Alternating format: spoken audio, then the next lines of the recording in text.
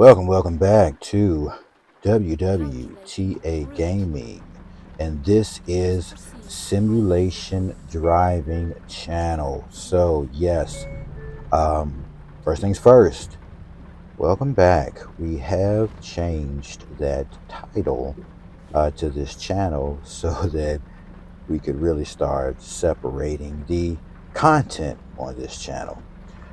So I'm sure you all are, might of you have already seen the video taking us down this next direction or path in the evolution of this channel. But that's not what we're here to talk about. What we're here to talk about is I think I told you all that I ordered uh, essentially a peripheral to help immerse more into the driving titles, right? Because, again, I have a Logitech G920 or G923 or mm, one of them. It has the PlayStation logo on it, so I guess it's the one that's supposed to be used for a PlayStation. And it has vibration and it has force feedback. Also, you should be familiar that I removed the clutch pedal because I don't use the clutch. I don't have a shifter. I spread the pedals out, the accelerator and decelerator pedal out, and I also replaced the springs in them to give it a stiffer brake pedal and also a stiffer accelerator pedal. So these are some of the things that I've already done. I do use I use stereo headphones. I don't know if it makes a difference, but it's just, for me personally, I want to hear bass and better sound when I'm playing or getting immersed in the games. I'm using a 29-inch wide, 144 resolution monitor for the sim driving games. What else? I actually bought um, a wheel and pedal stand. It was off Amazon. Maybe I'll post a link. It was like a $60 purchase. Nothing special, nothing spectacular.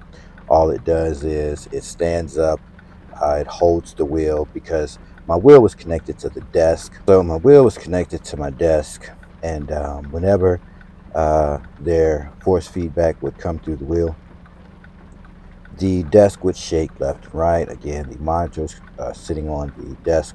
So all of these things were shaking and being basically slung around. So that's why I opted for the generic setup to just hold a steering wheel and pedal to get that separated from the desk. So nothing special there. Maybe I'll put a link in this video somewhere. So what else? What else? What else? I think that's it. There's a haptic feedback aid and the steering wheel setup and the actual what you say the actual uh, setup to mount the wheel and pedals. All right, now with all that said, this is me working on the immersion side of these driving sims. I like to play American Truck Simulator as well as Euro Truck Simulator, and there's a few more titles that I will hopefully be getting involved in and playing because they're great sim games. And I'm big on my Forza, so definitely right. So I'd heard that the haptic feedback 8 essentially was just giving feedback through a pad in your chair. Now, I always thought playing with the Logitech that it felt funny having feedback coming through the steering wheel. And so by that, I mean the Logitech G9 series. They have this true force thing, which in the steering wheel, it does vibration. So if you hit bumps, vibration through the wheel, different things on the road, vibration through the wheel. And so for me, and using the force feedback side of it, I felt like that vibration through the steering wheel was actually causing too much to be going on at one time to actually be able to hone in and feel what was happening with the force feedback. So it was odd to me until I hooked up the HF8, the haptic feedback 8. Um, uh, it arrived in a obviously an Amazon box. Inside that box was the HF8. Very simple to mount it to a chair. Obviously, it's just very simple. Um, the only other thing was you have to get it. Cables will be in your way. You have to get it plugged into a wall or a extension cord, however you choose to do that. I decided to take the power cord on my HF8 and run it behind the seat and run it to the left side of my seat to a breaker bar. On the right side of the seat, as if you're sitting down in the seat, is where there are the headphone jack out to your headphones. One cord, there's a headphone jack that plugs into the speaker device or computer to pull the audio out, and then the USB cord, which plugs into the computer. So I would say reading directions somewhat helps you understand. There's also the red button attached to those cables. And so if you hold the red button, you should get blinking. If you get blinking, that means it's going to run through the audio line. So if you plug that headphone jack into the computer audio jack out, it's going to send that audio into the chair. And if that one light is blinking, blink, blink, blink, blink, constantly, that's letting you know it's receiving the audio feedback, and that's where it's getting the feedback to produce the uh, uh, movement in the device, the peripheral or the seat pad, right? So, and then if you hold the button again, it should be a solid color, and the solid color lets you know that you're now running on USB, which means that it's not using the audio jack from the computer; it's using USB. So it's going to want to do telemetry data, which is where all the madness comes in. At I just haven't figured that out. I've been watching a bunch of videos trying to fully understand that. After understanding that blinking light means audio jack and solid light means USB. Confusing. I'm going to try to understand this better and make more videos on it because I don't feel like there's enough people out there discussing actually how the HF8 really works and how you should be setting it up. So let's move on from that. So after fighting with the telemetry or feedback, well, let's not go that far. So one of the other things is it comes with its own software. You have to go to their website and download it, which was done. And then their website, there's only like 8 or 9 games that they have uh, set up to receive telemetry data. So this is where the problem comes in, that because the app is only for telemetry data, the headphone jack has nothing to do with the app. So because the games that I commonly play weren't in that, it became useless to me, and I got upset. And then I realized, okay, let's go to SimHub Dash and then download their software, which is the next step, which is going to SimHub Dash, downloading their software, and then plugging everything in. It should say it's connected, and then your telemetry data should be sent from um, the game to the software. And then from the software, it should be received at the haptic feedback pad, in which case that's how it's supposed to work in theory. So upon setting that up on American Truck Simulator, it just wasn't working right. And it was boggling my mind because I don't know exactly how these things are supposed to be set. And when you start reading this stuff, it's just a technical mess. So you really need to have time and patience to sit there and go through that and figure it out. So that's the next step. That's what I'll be doing next.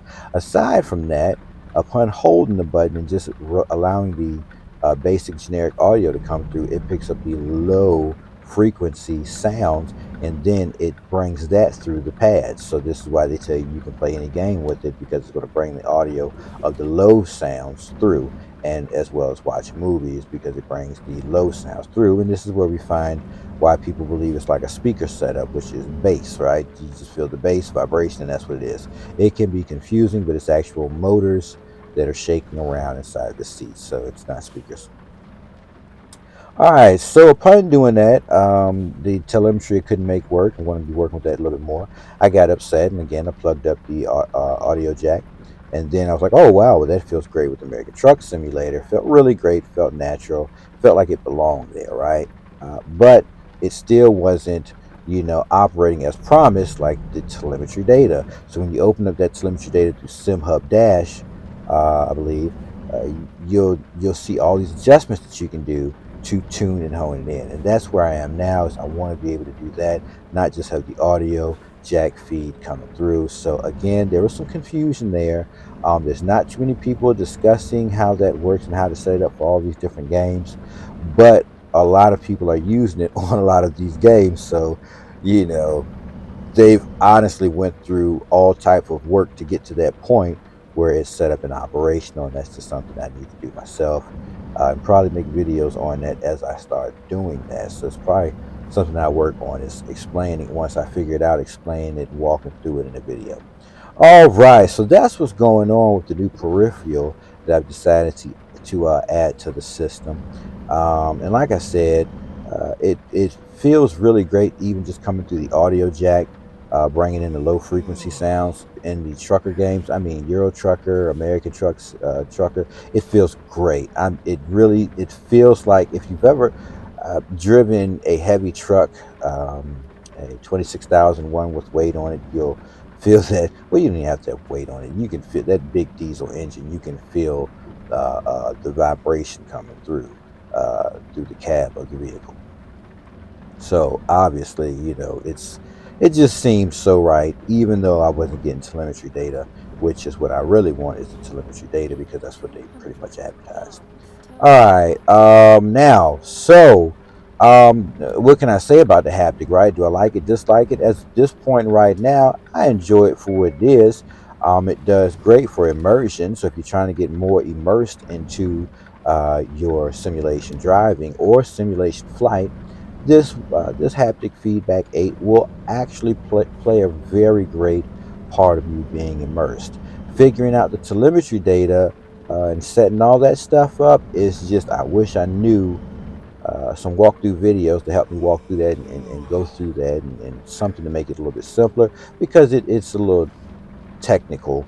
And so, if you don't mind messing with all that to perfect your experience and immersion, then hey man, it's great. It's a great buy. It's a great buy, even for the fact of just getting the audio jack coming through, getting the low frequency audio coming through when you're playing it. It feels really great. It actually, um, I'm going to actually have to get on a few other games, driving sim games, that offer more excitement, as far as like the other small things they do in the game, like the fireworks and the cheering and all this stuff. I'll cut some games like that on, because I think even with the immersion of the pad, without using telemetry, just using the actual audio cue, it will be extra cool to do that. And so, anyways, I do think it's a good product, something that I'm going to be learning more about and using, especially if I can get this telemetry data working properly. I'm really going to enjoy this, because I want to feel the different things at different points in time, because that's how it is when you're driving a big truck, or driving a car. You can feel different things at different times. It's not all just a blah of stuff happening. All right. So there's definitely definition in all things when driving a vehicle. Will come through your seat, come through your steering wheel, and come through on your pedals. Right. So wow, long-winded. I do enjoy the HF8. I'll be spending more time with it. If you want to be immersed further in your gaming experience, and you already have a wheel and you're looking for the next part, you can either go with the HF8 haptic seat pad, or you can go with the what is this thing? The head unit to track the head tracker. I can't think of the company, but a head tracker, or the haptic haptic feedback 8 pad. So, anyways, long-winded. Forgive me for all that. That's what's going on with the next side of peripheral, or the next side of growing this simulation driving thing, with the equipment that I have. I will be making more changes to the system, the computer, as well as hopefully getting my hands on more peripherals. I do think that the head tracker will be something else I want to grab, because especially when driving the truck sims, you want to be able to just turn your head and look. And so yeah, that's pretty awesome. I'll be working on that too the second I get time. I'm a busy guy. I work a real job, so that just chews up a lot of my time. So forgive me for not being able to produce as many videos as you all would like. But long-winded, again, forgive me. I will catch you all in the next episode. I thank you for spending time and hearing about the things going on with this journey that I'm on with the immersion in the driving simulation, or the simulation driving. So thank you again, and I'll catch you in the next episode.